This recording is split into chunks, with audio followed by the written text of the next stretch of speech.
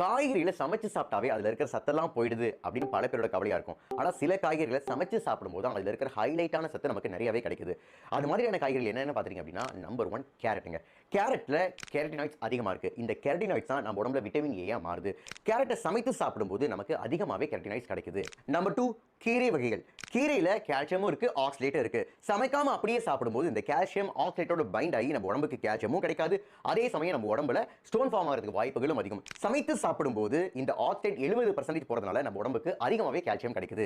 Number 3 தக்காளி. தக்காளியை சமைக்கும் போது அதில் இருக்கிற செல்ஸ் எல்லாம் உடஞ்சு உள்ள இருக்கிற லைகோபின் அதிகமாகவே நம்ம உடம்புக்கு கிடைக்குது.